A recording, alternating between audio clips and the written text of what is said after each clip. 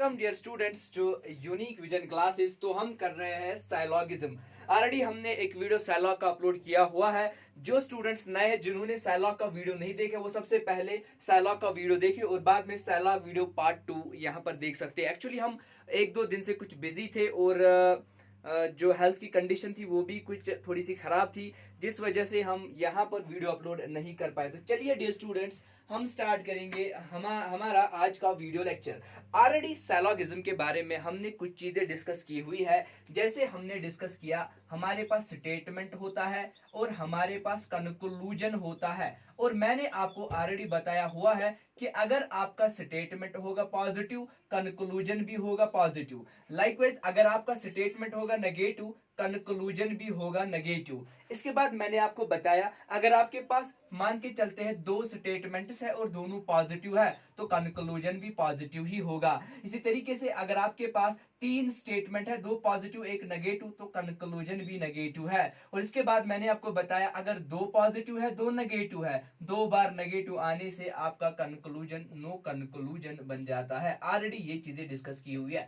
चलिए हम आगे बढ़ेंगे और रूल नंबर सेकंड यहाँ पर डिस्कस करेंगे। ये हमारा था रूल नंबर 1 जो कल के लेक्चर में डिस्कस किया गया। इसके बाद आपका जो रूल नंबर 2 है वो क्या है, value value value of subject and object या प्रेडिकेट। अब देखिए, अब डियर स्टूडेंट्स फॉर एग्जांपल आपका जो सब्जेक्ट है और जो आपका ऑब्जेक्ट है इसका कुछ वैल्यू होगा और इन टर्म्स ऑफ यहां पर क्वांटिफायर होगा। Clear clear clear clear. Sir क्या कह रहे हो आप, क्वांटिफायर सब्जेक्ट ऑब्जेक्ट हमें कुछ समझ में नहीं आया? नहीं आएगा, पहला वीडियो लेक्चर देखो। अगर आपका क्वांटिफायर ऑल होगा या अगर आपका क्वांटिफायर सम होगा या अगर आपका क्वांटिफायर नो होगा या अगर आपका क्वांटिफायर सम नॉट होगा, यही चार तो होते हैं। अब अगर आपका क्वांटिफायर ऑल है डियर स्टूडेंट्स तो मुझे बताइए सब्जेक्ट का वैल्यू क्या बनेगा और ऑब्जेक्ट का वैल्यू क्या बनेगा। फॉर एग्जांपल मैं लिखूंगा all cats are rats. Clear. Likewise मैं लिखूंगा यहां पर सम पेन्स आर बुक्स, और मैं तीसरा लिखूंगा नो मैंगो इज एप्पल, और लास्ट का मैं लिखूंगा यहां पर सम बनानास आर नॉट ऑरेंज। अब देखिए डियर स्टूडेंट्स, अगर आपका क्वांटिफायर ऑल होगा तो सब्जेक्ट का वैल्यू बनेगा 100 और ऑब्जेक्ट का 50। इन शॉर्ट अगर आपका क्वांटिफायर ऑल होगा तो सब्जेक्ट का वैल्यू 100 ऑब्जेक्ट का वैल्यू 50। एक बार आप साइलॉगिज्म का 150 रूल सीख गए ना तो आप सारे क्वेश्चंस आंख बंद करके करोगे, चाहे बैंक का एग्जाम हो चाहे सीसैट का एग्जाम हो। ठीक है डियर स्टूडेंट्स, चाहे चाहे चाहे जेकेएसएसबी का कोई भी एग्जाम हो, चाहे एसएससी सीजीएल हो, जो भी एग्जाम हो आप इजीली कर सकते हो। बस एक बार आपने 150 रूल को सीखना है। मैं कभी भी वेन डायग्राम नहीं पढ़ाता हूं, मैंने साइलॉग में कभी भी वेन डायग्राम नहीं पढ़ाई है, बट आपके लिए वेन डायग्राम भी पढ़ाऊंगा, आपको वेन डायग्राम भी सिखाऊंगा। लेकिन आप याद रखिएगा 150 रूल सबसे बेस्ट है, बहुत इजी भी है, सबसे बेस्ट भी है। आप कहेंगे सर वेन डायग्राम बहुत ही इजी है। हाँ वेन डायग्राम बहुत इजी है, लेकिन वेन डायग्राम से कभी कभार कुछ क्वेश्चन सॉल्व नहीं होते हैं, जिसकी वजह से बच्चा एग्जाम में कंफ्यूज होता है और क्वेश्चन को छोड़ता है। हम चाहते हैं कि इस चैनल पे जुड़ने के बाद आप कभी क्वेश्चन छोड़ोगे नहीं, आप हमेशा क्वेश्चन को करोगे। जो भी क्वेश्चन होगा सिंपल होगा, मॉडरेट होगा, कॉम्प्लेक्स होगा, बस इसीलिए तो हमने चैनल खोल के रखी है। इसीलिए तो हम आपसे कहते हैं कि हमारे चैनल को सब्सक्राइब कर लो, हमारे वीडियोस को शेयर कर लो, अपने फ्रेंड सर्कल में शेयर कर लो, अपने यूट्यूब जो आपके व्हाट्सएप ग्रुप्स है वहां पे शेयर कर लो, जबकि फेसबुक के अकाउंट्स है जो आपका सोशल मीडिया वहां पे शेयर कर लो। क्यों क्यों क्यों कह रहे हैं हम आपसे शेयर कर लो? क्योंकि हम चाहते हैं कि आप कर लो 10 आउट ऑफ 10, आप कर लो 20 आउट ऑफ 20। अरे भाई साइलॉग से क्वेश्चन आए क्यों छोड़ोगे? 150 रूल अप्लाई करो, कॉम्प्लेक्स से कॉम्प्लेक्स क्वेश्चन भी विद इन 5 सेकंड सॉल्व होगा। तो चलिए आएंगे अपने सब्जेक्ट पे। अब देखिए अगर क्वांटिफायर ऑल होगा 150, अगर क्वांटिफायर सम होगा 50-50। याद रखना डियर स्टूडेंट्स, ऑल का मतलब होता है सारा, इसीलिए मैंने बोला 150। सम का मतलब होता है कुछ होता है। क्या क्या होता है? 50-50 होता है, आधा आधा होता है। ठीक है ना? नो नहीं, मैं इस बात को मानने के लिए तैयार नहीं हूं। नो नो नो मतलब नहीं, 100% नहीं, 100। क्लियर। सम नॉट, अभी मैंने बोला सम का वैल्यू क्या है, ऊपर 50 है। चलिए नॉट का वैल्यू मतलब नो का वैल्यू 100। अरे बहुत ही सिंपल है सर, याद रहा। ऑल 150। क्लियर।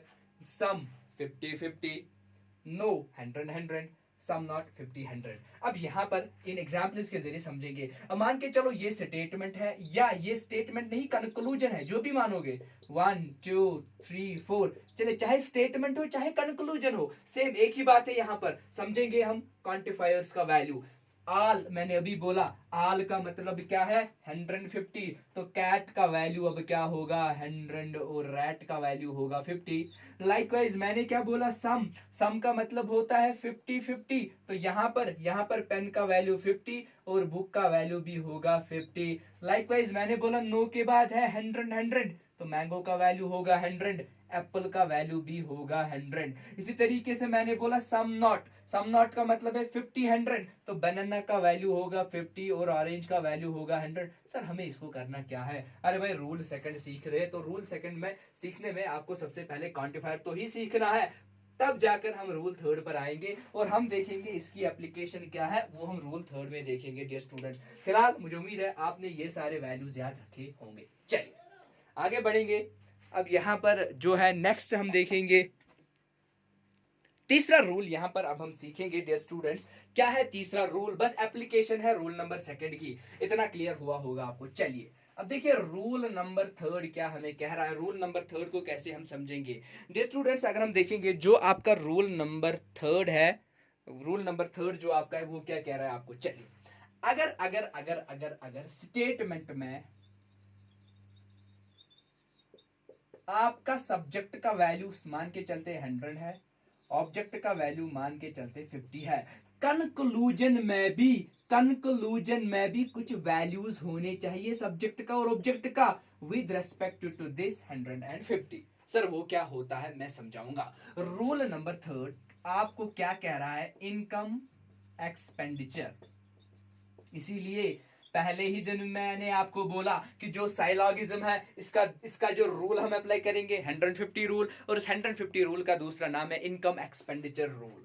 अब चलिए मान के चलते हैं आपके पास इनकम है 100, तो 100 में कितना खर्च कर सकते हो, मान के चलते हैं 100 में हम 10 भी 20 भी 30 भी 40 भी 50 भी 60 भी 70 80 90 कुछ भी खर्च कर सकते हैं। बट आप मान के चले पूरे दुनिया में आपके पास दो ही नोट्स है, या तो 100 का नोट है या तो 50 का नोट है। अब जरा मुझे आप बताइए 100 में कितना खर्च कर सकते हो। सर या तो डायरेक्टली 100 में 100 खर्च कर लेंगे क्योंकि हमारे पास 100 का नोट है, या तो 100 में 50 खर्च कर सकते हैं, तो 100 में 50 100 खर्च कर सकते हैं, 100 में 50। अब अगर आपके पास इनकम जो है वो सिर्फ और सिर्फ 50 है, तो 50 में 50 ही खर्च कर सकते हैं। सर अब हमें समझाइए ये क्या मतलब होता है। अगर स्टेटमेंट में सब्जेक्ट का वैल्यू 100 है, स्टेटमेंट में सब्जेक्ट का वैल्यू 100 है, तो कंक्लूजन में सब्जेक्ट का वैल्यू कितना होना चाहिए। अगर 100 आपके पास इनकम है तो 100 में से 100 खर्च कर सकते हो, 100 में से 50 खर्च कर सकते हो। इसका मतलब ये हुआ स्टेटमेंट में सब्जेक्ट का वैल्यू है 100, ऑब्जेक्ट का वैल्यू या तो 100 होना चाहिए या तो 50 होना चाहिए। क्लियर, बहुत ही सिंपल है। अगर अगर अगर ऑब्जेक्ट का वैल्यू मान के चलते 50 है, तो कंक्लूजन में ऑब्जेक्ट का वैल्यू कितना होगा, 50 में 50 ही तो खर्च कर सकते हैं, तो सही है। क्या हम ऑब्जेक्ट 50, यहां पर ऑब्जेक्ट का वैल्यू 50 है, क्या नीचे ऑब्जेक्ट का वैल्यू 100 लिख सकते हैं। मान के चलते आपका ऑब्जेक्ट का वैल्यू 100 है, तो आपका कंक्लूजन गलत होगा, क्योंकि मैंने बोला 100 में 100 खर्च कर सकते हैं, 100 में 50 खर्च कर सकते हैं, लेकिन 50 में 50 ही खर्च कर सकते हैं। ये था आपका rule number third my dear students, और ये सारा हमने क्लियर किया आज सिंपल साइलॉगिज्म। चलिए डियर स्टूडेंट्स, इसके बाद हम आएंगे ईदर और वाले केस पे, लेकिन आज नहीं अभी नहीं ईदर और वाला केस डिस्कस करेंगे। अब हम कुछ एग्जांपल्स के जरिए यहां पर सारे इस कॉन्सेप्ट को समझेंगे माय डियर स्टूडेंट्स। चलिए यहां पर अब मैंने क्वेश्चन लिखा, बहुत ही सिंपल क्वेश्चन है। हम आपकी बेस लेवल, यहाँ बेसिक जो आपकी लेवल है ना, बेसिक लेवल से एडवांस लेवल तक जाएंगे। चलिए स्टेटमेंट दिया गया है, कंक्लूजन भी दिए गए। आपको करना क्या है, आपको स्टेटमेंट नहीं देखना है, सीधे कंक्लूजन देखना है। चलिए हम सीधे आएंगे कंक्लूजन नंबर 1 पे और देखेंगे क्या कंक्लूजन नंबर 1 सही है या गलत है। सम एप्पल्स आर मैंगोज। अब देखिए सबसे पहला चीज मैंने आपको बताया, सबसे पहला रूल मैंने आपको बताया, आप पॉजिटिव नेगेटिव चेक करिए, और रूल नंबर 2 मैंने आपको बताया आप वैल्यू चेक करिए। बस इतना ही आपको याद रखना है फिलहाल, पॉजिटिव नेगेटिव और रूल में आपको वैल्यू याद रखना है। अब देखिए कंक्लूजन क्या है, नीचे पॉजिटिव है, हाँ सर ये तो पॉजिटिव है, सम एप्पल्स आर मैंगोज। अब देखिए एप्पल और मैंगो की बात हुई है, ऊपर हम स्टेटमेंट में देखेंगे all mangoes are apples. Clear? तो यहां पर स्टेटमेंट भी पॉजिटिव है। अब स्टेटमेंट भी पॉजिटिव, कंक्लूजन भी पॉजिटिव, तो सही हो सकता है। आगे वैल्यूज चेक करेंगे। तो जरा हम देखेंगे सबसे पहले स्टेटमेंट में वैल्यूज क्या है। ऑल के बाद मैंने बोला मैंगो का वैल्यू आएगा 100 और एप्पल का वैल्यू आएगा 50। नीचे कंक्लूजन में एप्पल का वैल्यू क्या होना चाहिए? 50 होना चाहिए। जरा मुझे बताइए, सम के बाद आप लिख सकते हो 50 और मैंगोज को भी लिख सकते हो 50। अब चलिए एप्पल का वैल्यू 50, नीचे भी एप्पल का वैल्यू 50। सर सही बात है, ऊपर एप्पल का वैल्यू 100, नीचे एप्पल का वैल्यू 50। जी जी जी जी सर, आपने बोला 100 में से 100 या 50 भी खर्च कर सकते हैं, तो बिल्कुल सही। तो कंक्लूजन नंबर 1 बिल्कुल सही। अब चलिए कंक्लूजन नंबर 2 पे आएंगे। पॉजिटिव है, पॉजिटिव है तो सही हो सकता है, क्योंकि क्योंकि स्टेटमेंट भी पॉजिटिव है और एप्पल मैंगो की बात हुई है, इसका मतलब यही से ड्रा हुआ है, तो सही हो सकता है। आगे चेक करेंगे वैल्यू। यहां पर एप्पल का वैल्यू 100 है, यहां पे मैंगो का वैल्यू 50 है, क्योंकि आल के बाद मैंने बोला 150। अब ऊपर एप्पल का वैल्यू 50 है डियर स्टूडेंट्स, नीचे नीचे नीचे नीचे एप्पल का वैल्यू कितना है डियर स्टूडेंट्स? चलिए यहां पर देखिए नीचे एप्पल का वैल्यू कितना है? 100।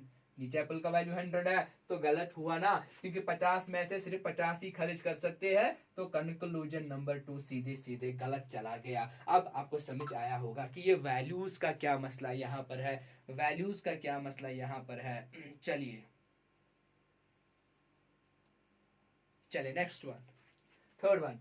मैंगोज और एप्पल्स की बात की गई है, तो सम है यहाँ पर, सम के बाद 50-50 अप्लाई होता है। अब देखिए 50-50 तो मैं कहूंगा पॉजिटिव भी है और सही भी है। क्यों? क्योंकि ऊपर जो मैंगोज का वैल्यू 100 है, 100 में 50 खर्च कर सकते हैं, ऊपर 50 है तो 50 है, बिल्कुल सही बात है। तो इसका मतलब तीसरा बिल्कुल सही है। चलिए फोर्थ पे, सम एप्पल्स आर नॉट मैंगोज। अरे भाई नेगेटिव है, तो गलत गलत गलत, क्योंकि स्टेटमेंट पॉजिटिव, कंक्लूजन पॉजिटिव ही होगा। यहाँ पर नो है तो ये भी गलत, यहाँ पर नो है तो ये भी गलत, तो इसका आंसर आएगा पहला और तीसरा बिल्कुल सही है। फॉलो फॉलो करता है पहला और तीसरा। चलिए डियर स्टूडेंट्स आगे बढ़ेंगे और एक एग्जांपल के जरिए इस कंसेप्ट को इलाबोरेटली समझने की कोशिश करेंगे।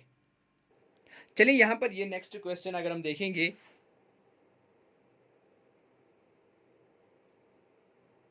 यहाँ पर सो नेक्स्ट क्वेश्चन यहाँ पर क्या है? All books are pen, no pen is copy. अब ये स्टेटमेंट है, ये कंक्लूजन है, तो मैंने बोला सीधे सीधे कंक्लूजन पर आइए। Some pen is book, pen की बात चली, बुक की बात चली। अब ऊपर देखेंगे स्टेटमेंट में पेन कहां पर है और बुक कहां पर है। इसका मतलब जो कंक्लूजन नंबर 1 है, देखिए पेन और बुक की बात है, ऊपर पेन और बुक इधर है। इसका मतलब ये है जो कंक्लूजन नंबर 1 है ये ड्रा हुआ है स्टेटमेंट नंबर 1 से। अब जो स्टेटमेंट 1 होगा वही कंक्लूजन भी होगा, उसी पैटर्न का कंक्लूजन भी होगा। स्टेटमेंट नंबर 1 पॉजिटिव है, कंक्लूजन भी पॉजिटिव ही होना चाहिए, तब जाकर सही हो सकता है। अब पॉजिटिव है तो सही हो सकता है। आगे चेक करेंगे, आगे चेक करेंगे, आगे चेक करेंगे डियर स्टूडेंट्स। आगे जब हम चेक करेंगे तो आगे अब हम क्या चेक करेंगे, नेक्स्ट स्टेप में हम चेक करेंगे कि वैल्यूज हम चेक करेंगे। जरा डियर स्टूडेंट्स आप वैल्यूज चेक करिए। ऊपर ऊपर पेन का वैल्यू कितना है और बुक का वैल्यू कितना है? 150। नीचे पेन का वैल्यू कितना है जरा देखिए, सम के बाद है 50 और 50। अब देखिए दोनों केसेस में यहां पर क्या है?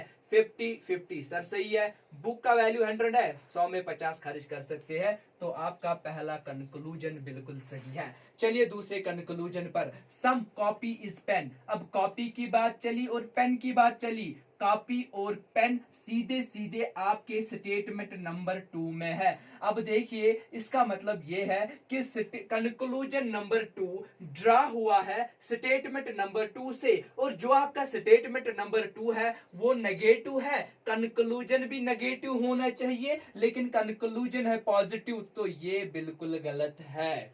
चलिए तीसरे वाले पे, some pen is not book. अब पेन की बात चली और बुक की बात चली, तो यहां पर पेन, यहाँ पर पेन है और यहाँ पर डियर स्टूडेंट बुक है। तो इसका मतलब ये हुआ कि कंक्लूजन नंबर तीसरा जो है ये स्टेटमेंट नंबर पहले से ड्रा किया गया है और जो स्टेटमेंट नंबर फर्स्ट है वो पॉजिटिव है। कंक्लूजन भी पॉजिटिव होना चाहिए, लेकिन कंक्लूजन है नेगेटिव तो बिल्कुल गलत। चलिए अब आएंगे हम चौथे कंक्लूजन पर। अब चौथा कंक्लूजन क्या है? All pen is book. All pen is book हमारे पास चौथा कंक्लूजन है डियर स्टूडेंट्स। फोर्थ कंक्लूजन है ऑल पेन इज बुक। अब पेन की बात चली और बुक की बात चली, फिर से यहाँ पर पेन है और यहाँ पर बुक है, क्लियर। और ये ड्रा किया गया है स्टेटमेंट नंबर फर्स्ट से। अब स्टेटमेंट नंबर फर्स्ट है पॉजिटिव, कंक्लूजन भी होना चाहिए पॉजिटिव, जी हाँ है। आगे वैल्यूज चेक करेंगे। अब ऊपर पेन का देखिए, नीचे पेन का वैल्यू है 100 और बुक का वैल्यू है 50।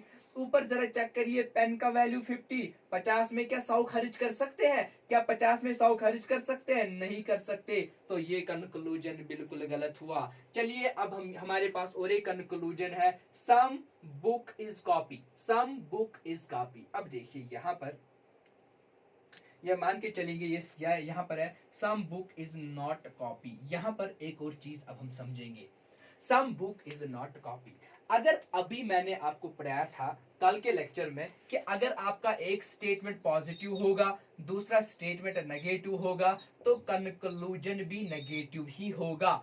ये मैंने आपको ऑलरेडी पढ़ाया था, बट उस टाइम आपको शायद ये समझ में नहीं आया होगा कि एक स्टेटमेंट क्या होता है, दूसरा स्टेटमेंट क्या होता है और कंक्लूजन कैसे नेगेटिव होता है। देखिए डियर स्टूडेंट्स, यहाँ पर मैंने सिंपल लिखा some book is not copy.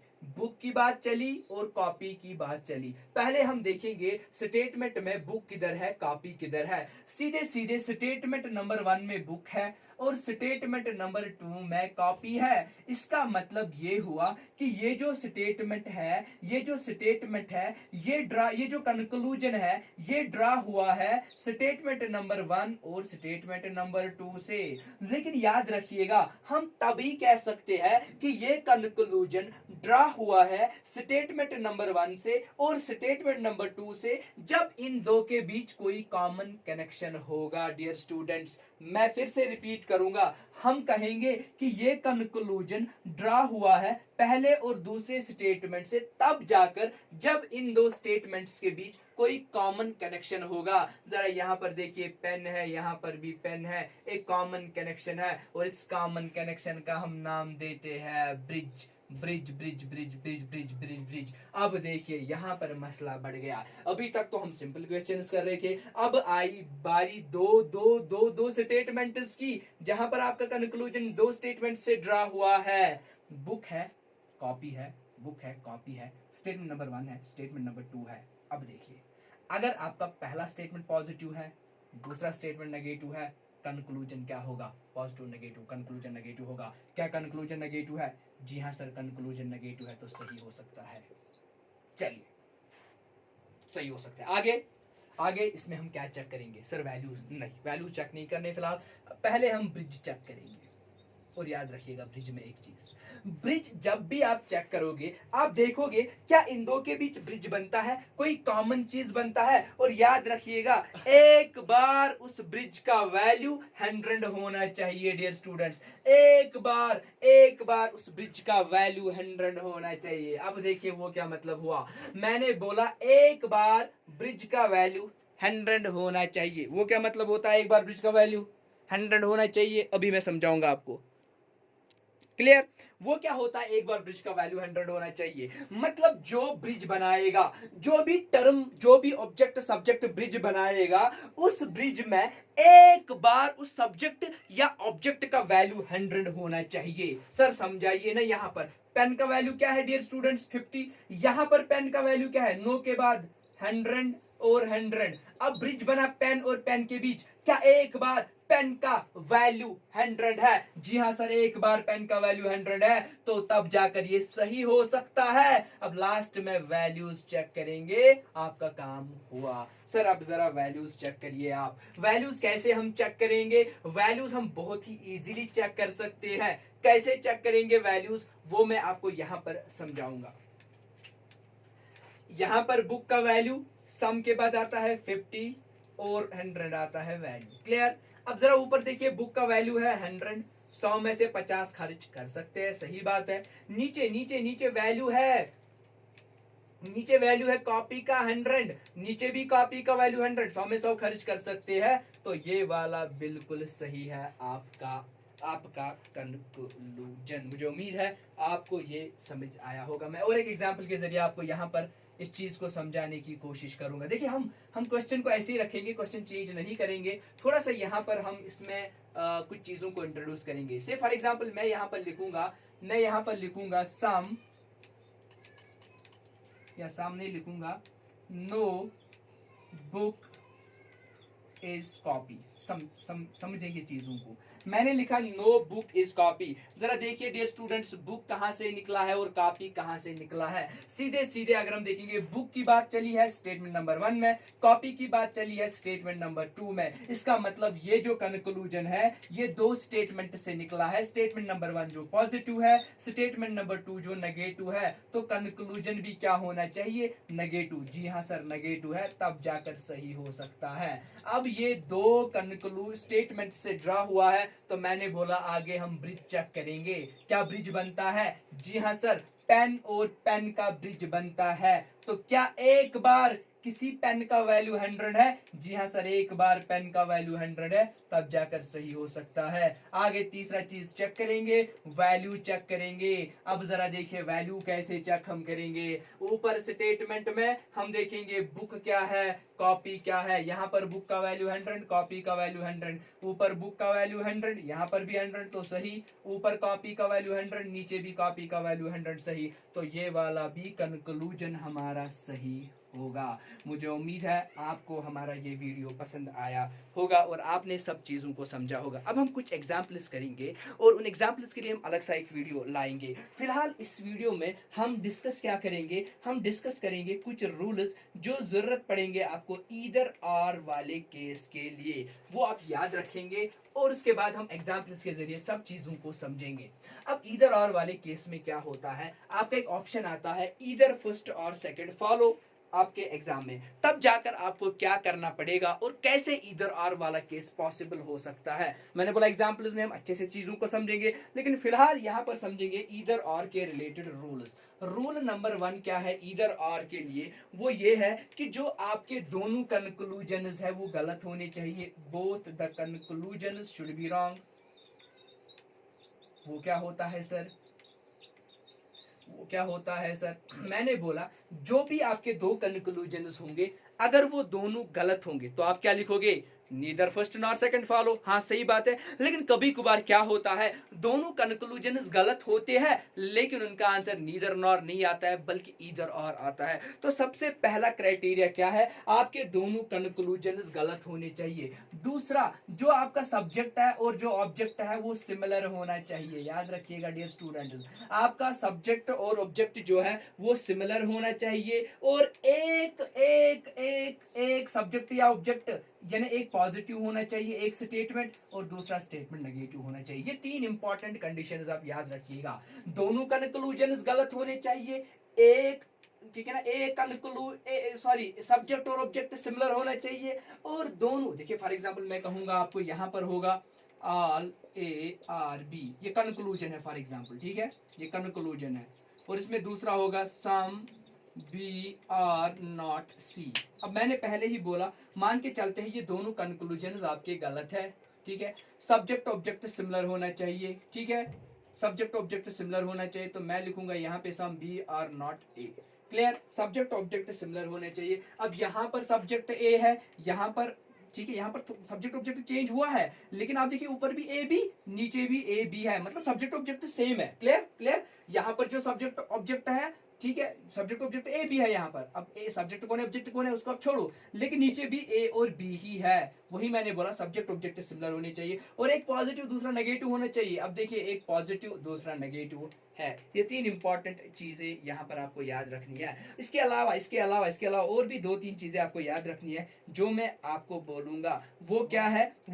वो है कंप्लीमेंट्री पेयर्स। कंप्लीमेंट्री पेयर्स क्या होता है उस चीज को मैं अब यहाँ पर समझाऊंगा। जब मैं एग्जाम्पल्स दूंगा होगा आपको सारा समझ में आएगा। कंप्लीमेंट्री पेयर्स में आपको याद रखना है, देखिए कंप्लीमेंट्री पेयर्स क्या होता है। अगर मैं कहूं एक आल होगा, आल के साथ क्या आ सकता है, देखो आल पॉजिटिव है, दूसरा नेगेटिव लेना है। आल के साथ आ सकता है आल ए आर बी, क्लियर, आ सकता है कि नहीं। दूसरा आ सकता है सम नॉट, ये बना एक कंप्लीमेंट्री पेयर। लाइकवाइज आल के साथ आ सकता है नो, क्लियर। इसी तरीके से सम के साथ आ सकता है सम नॉट, क्लियर। और इसी तरीके से सम के साथ आ सकता है नो, है ना, या नो के साथ आएगा सम, सम नॉट के। ये आपकी बने यहाँ पर कंप्लीमेंट्री पेयर्स। अब डियर स्टूडेंट्स, अगर आपकी कंप्लीमेंट्री पेयर में आया ऑल एंड नो, ठीक है, फॉर एग्जांपल मैंने लिखा ऑल ए आर बी, यहां पर आता नो बी आर ए, तब जाकर ये नीदर नॉर वाला केस ही रहता, ईदर आर वाला केस ही नहीं बनता, याद रखिएगा। फिलहाल रूल्स याद रखिए, एग्जांपल्स में हम उन रूल्स को अप्लाई करेंगे। मैंने बोला कंप्लीमेंट्री पेयर्स ये बन गई आपकी, आल के साथ सम नॉट आएगा, आल के साथ नो, लेकिन आल के साथ जब नो आएगा तो ये इधर आर वाला केस नहीं बनेगा। और इंपॉर्टेंटली आपको और एक चीज यहाँ पर याद रखना है कि जब all and no it comes together then there will be no either or. और याद रखिएगा आल के केस में, आल के केस में, आल के केस में जो है ना डियर स्टूडेंट्स, याद रखिएगा पैरेलल पर सॉरी आल के केस में जो है क्रॉस डज नॉट फॉलो। मैं एग्जाम्पल में समझाऊंगा सब चीजें। Cross does not follow sir वो क्या होता है। और बाकी केसेस में, सम के केस में जो है या सम नॉट के केस में जो है क्या होता है, पैरेलल और क्रॉस भी फॉलो होता है। सर वो क्या होता है, देखिए देखिए ऊपर मैंने लिखा ऑल ए आर बी, अब ए के नीचे है बी, इसको बोलते हैं पैरेलल, बी के नीचे है इसको बोलते हैं पैरेलल, याद रखिएगा डियर स्टूडेंट्स, है ना, है ना, है ना। ए के नीचे है बी, अगर मैं ऐसे लाइन मारूं तो पैरेलल, बी के नीचे है, अगर मैं ऐसे लाइन मारूं तो पैरेलल। अब देखिए ए यहाँ पर, ए यहाँ पर, बी यहाँ पर, बी यहाँ पर, ये बना क्रॉस। मैंने बोला आल के केस में क्रॉस फॉलो नहीं होता है डियर स्टूडेंट्स, ये चीजें आपको याद रखनी है। आल के केस में क्रॉस फॉलो नहीं होता है, सिर्फ पैरेलल फॉलो होता है। वो क्या मतलब है, यहाँ पर था ना आल ए आर बी, तो नीचे भी होना चाहिए था नो ए आर बी। समझ आई ना मेरी बात आपको, ठीक है, ठीक है, ठीक है, ठीक है, ठीक है। वैसे आल और नो के केस में तो होगा नहीं। अब मैं लिखूंगा सम ए आर नॉट बी, मतलब आल के केस में ए के नीचे ए, बी के नीचे बी, मतलब पैरेलल फॉलो होता है, क्रॉस फॉलो नहीं होगा। अगर अब सम होगा, फिर अगर यहाँ पर ए होता, यहाँ पर बी होता तो चलता, यहाँ पर बी होता, ठीक है ना, यहाँ पर ए होता, तब जाकर ये चीजें चलती, और इन चीजों का कोई असर नहीं पड़ता। ये कुछ रूल्स है जिनको अब हम एग्जाम्पल्स के जरिए सॉल्व करेंगे। जिसको ये समझ में नहीं आया कोई बात नहीं, मत आने दो समझ, हमें करना भी नहीं है इसका कुछ। जिसको समझ में नहीं आया कोई मसला नहीं, मत आने दो, हम एग्जाम्पल्स में आपको समझाएंगे। तो मिलेंगे नेक्स्ट वीडियो में, जहां पर बहुत सारी एग्जाम्पल्स हम डिस्कस करेंगे। Thank you dear students.